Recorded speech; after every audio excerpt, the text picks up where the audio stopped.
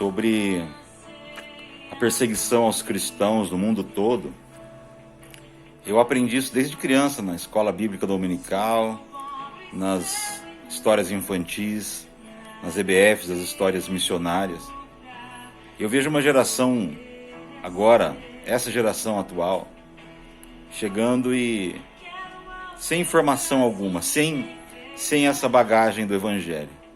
Na verdade, o quanto a política e a visão do mundo tem influenciado as opiniões da igreja ou do povo cristão, vamos dizer assim, ela não condiz com o Evangelho, não condiz com as marcas de Cristo, não condiz com o exemplo dos apóstolos. Na verdade, nenhum cristão deveria ver a questão da perseguição aos cristãos como uma guerra política ou como uma oportunidade de revanche, de revolta, de se rebelar, de buscar direitos humanos, de buscar força política para que isso não aconteça. Parece que isso é uma coisa natural a se fazer, e de fato é natural a se fazer quando você olha com a cabeça mundana, com a cabeça baseada nos valores daqui da Terra. É estranho dizer, mas nós cristãos, se você de fato nasceu de novo, nós que professamos o nome de Cristo, não somos desse mundo. As leis deste mundo não operam na nossa mente, na nossa alma.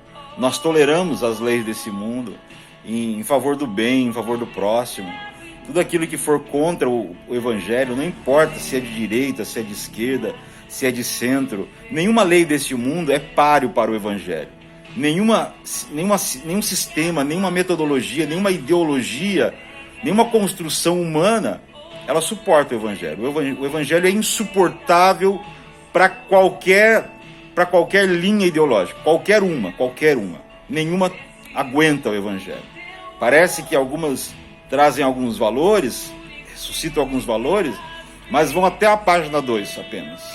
Quando o Evangelho aperta a pessoa, dizendo, olha, você tem que amar o seu inimigo, você tem que amar as pessoas que te odeiam. Aí muitos já não aguentam mais, já não conseguem. Igual quando Jesus ele faz o sermão dele em Mateus capítulo 6 e 7, e ali muitos dos discípulos deixaram de seguir porque o discurso foi duro demais. Duro é esse discurso. Jesus então olha para os 12 e pergunta para eles, vocês querem também ir embora? E eles então disseram, para onde iremos nós? Tu tens as palavras da vida eterna. Eu cresci lendo os livros sobre perseguição da cortina de ferro, né, nos países comunistas da cortina de ferro, por trás da cortina de ferro, dos países da da extinta União Soviética. Ivan, livros do Ivan, que eram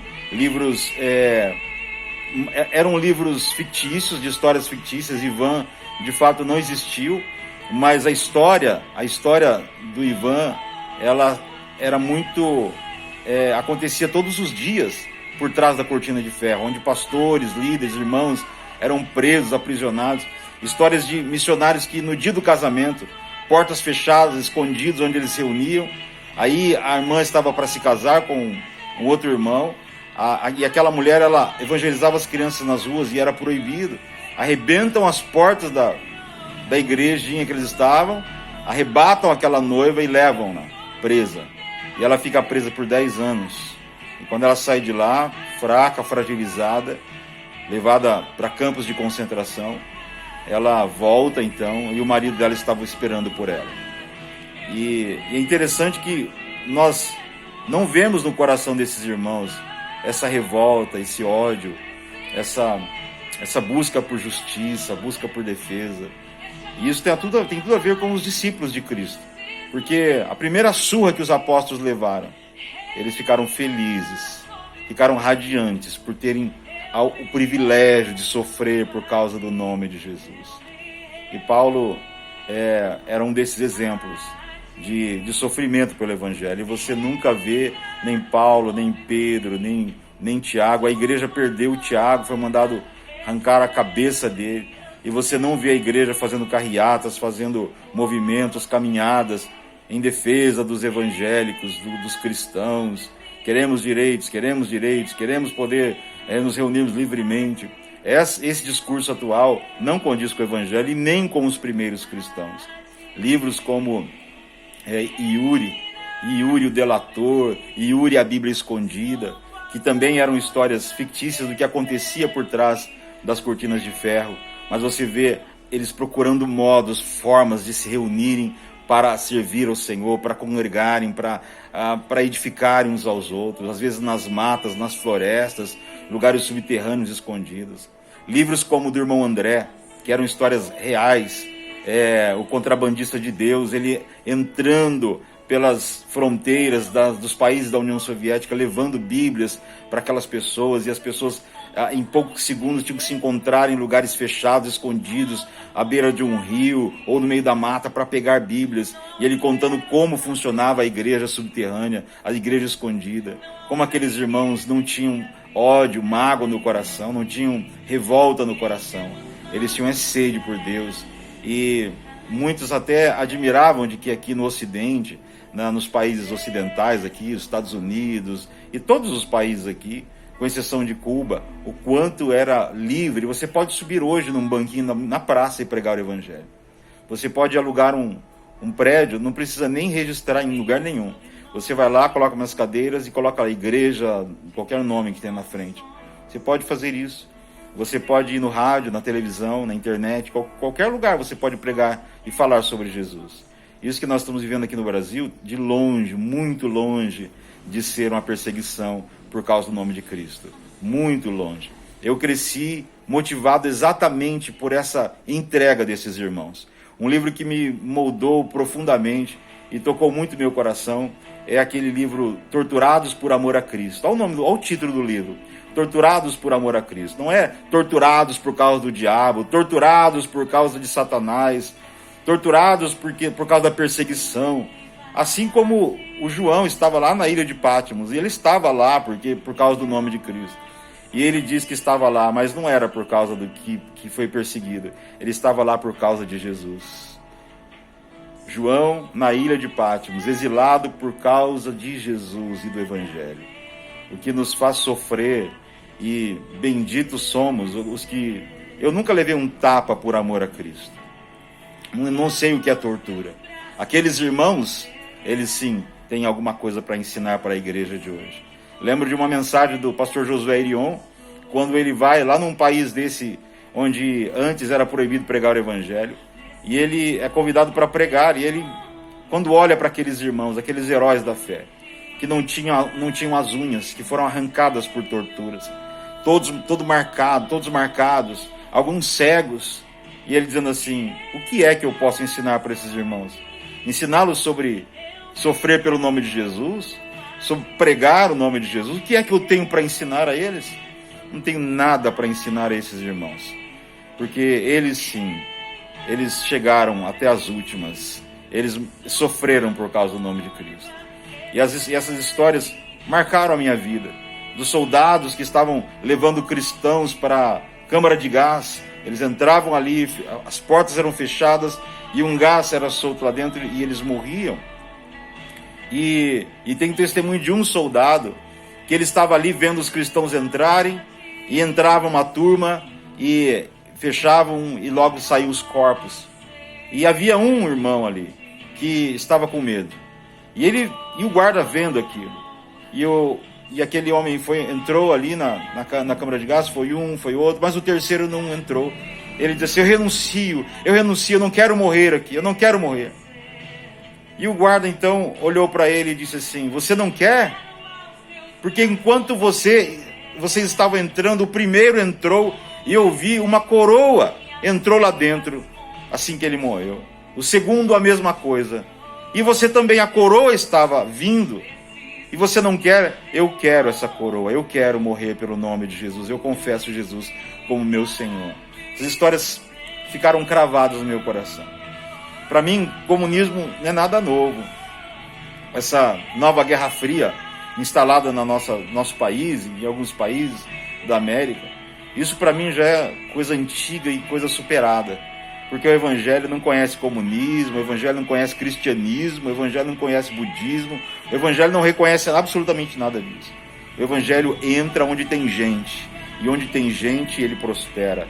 Ainda que nós venhamos oferecer a nossa vida pelo reino de Deus, o Evangelho continua e segue avante. Como aquele pastor lá em praça pública em Cuba, Cuba, como mataram pastores, Fidel Castro era um demônio. Aqueles irmãos sabem o que é sofrer por amor a Cristo. E o Fidel Castro não tem nada com isso. É o Evangelho que tem tudo a ver com isso.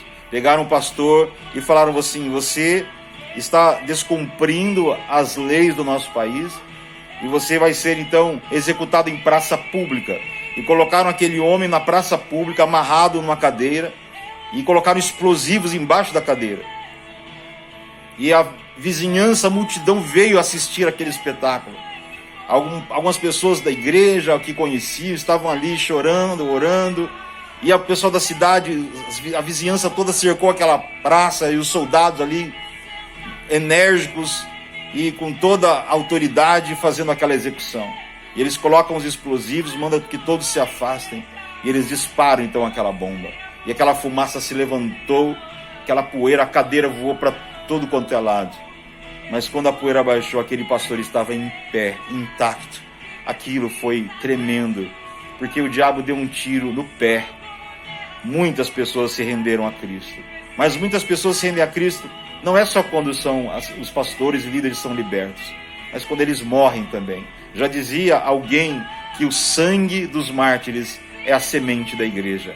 Onde cai sangue de mártir, é a igreja se levantando e triunfando. A igreja sempre, sempre vai triunfar. Porque quem edifica a igreja não é governo nenhum, não é os Estados Unidos, não é a ONU. Quem edifica a igreja é o Senhor Jesus Cristo, o dono dela.